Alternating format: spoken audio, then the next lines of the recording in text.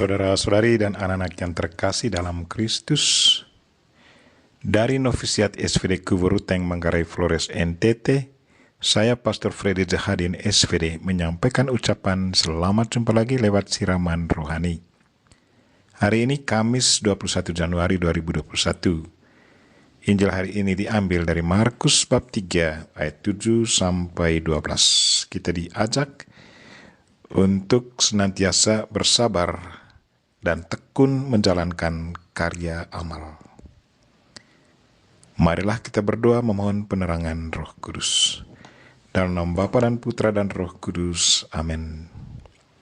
Tuhan dan Allah kami, puji dan syukur kami haturkan kepadamu karena Engkau selalu memberi kami contoh yang sangat baik supaya selalu sabar dan tekun menjalankan perbuatan amal yang sangat bermanfaat bagi sesama.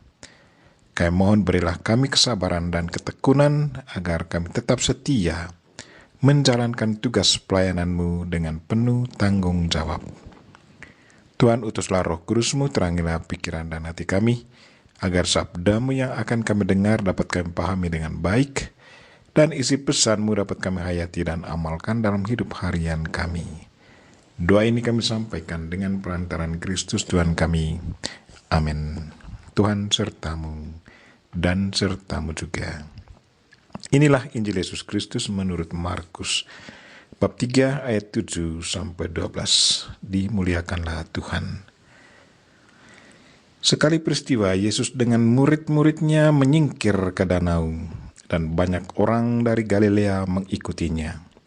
Juga dari Yudea, dari Yerusalem, dari Idumea, dari seberang Yordan, dan dari daerah Tirus dan Sidon datang banyak orang kepadanya.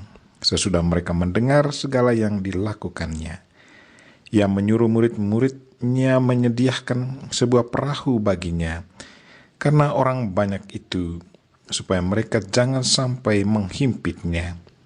Sebab Ia menyembuhkan banyak orang, sehingga semua penderita penyakit berdesak-desakan kepadanya, hendak menjamahnya. Bila mana roh-roh jahat melihat Dia, mereka jatuh tersungkur di hadapannya dan berteriak, "Engkaulah Anak Allah." Tetapi Ia dengan keras melarang mereka, memberitahukan siapa Dia. Demikianlah Injil Tuhan. Terpujilah Kristus. Saudara-saudari dan anak-anak yang terkasih dalam Kristus, tema renungan kita hari ini ialah bersabarlah dan tekunlah menjalankan karya amal. Pada suatu sore, seorang ibu datang menceritakan pengalaman suka dukanya kepada saya. Katanya, "Pater, saya harus bagaimana? Setiap kali saya melakukan perbuatan amal, pergi mengunjungi orang sakit, memberi sedikit bantuan kepada orang yang tidak punya makan dan pakaian, ada beberapa ibu yang selalu mencibirkan bibirnya dan berkata, 'Lihat, yang mau menarik perhatian orang.' Padahal saya sama sekali tidak punya satu intensi buruk dalam melayani mereka. Kadang saya merasa jengkel dengan ibu-ibu itu. Menurut Pater, apakah saya stop melayani atau tetap melayani?" Saya diam sejenak merenungkan situasi hidup sang ibu ini. Di pihak lain, ia sangat rindu mau membantu sesama. Tetapi di pihak lain, beberapa ibu mencibirkan bibir dan menganggap pelayanannya sekedar menarik perhatian orang lain. Sebagai jawaban, saya meminta dia untuk merenungkan apa yang dikatakan Yesus Kristus sendiri. Saya bertanya padanya, bagaimana pikiran ibu sewaktu Yesus katakan, "Barang siapa yang melayani orang yang paling sederhana ini, ia melayani aku." Dengan spontan ia katakan, justru itu yang selalu ada dalam pikiran dan hatiku. Saya sangat merasakan bahwa Yesus menangis dalam diri orang miskin.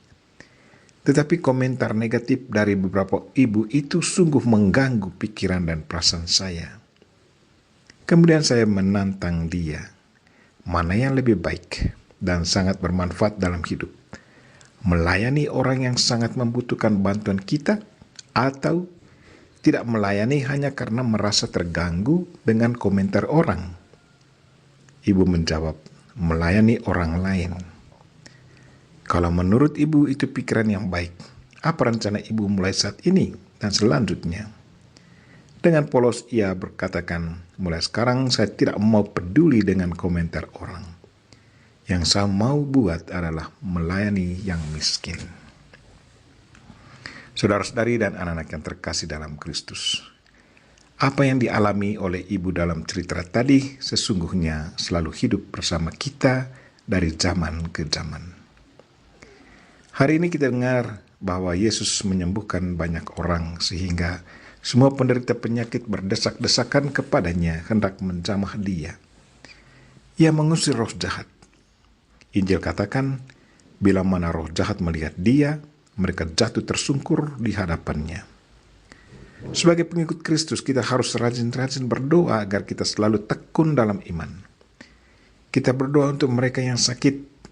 Kita teruskan karya keselamatan Yesus Kristus lewat melayani orang sakit, berdoa mohon kesembuhan untuk orang sakit, dan mengusir setan dari mereka yang dirasuki roh jahat. Kalau kita sudah dikaruniai Tuhan kekuatan untuk menyembuhkan sesama, silakan meneruskan karunia itu. Tuhan memberi kita karunia itu secara gratis. Karena itu berikanlah karunia itu juga secara gratis. Kalau ada yang mencibirkan bibir karena Tuhan bekerja dalam diri kita dan mereka yang kita layani alami kesembuhan, terimalah cibiran itu dengan sikap positif. Bukan kepada kita cibiran itu ditujukan, tetapi kepada Dia yang bekerja dalam diri kita. Karena bukan kita yang menyembuhkan orang yang kita bantu, tetapi Tuhan yang ada dalam diri kitalah yang menyembuhkan dia. Karena itu bersabarlah dan tekunlah menjalankan karya amal. Tuhan yang bekerja dalam diri kita akan selalu menguatkan kita. Kita berdoa semoga Tuhan selalu beri kita kesabaran dan ketekunan, agar kita tetap setia menjalankan tugas pelayanannya dengan penuh tanggung jawab.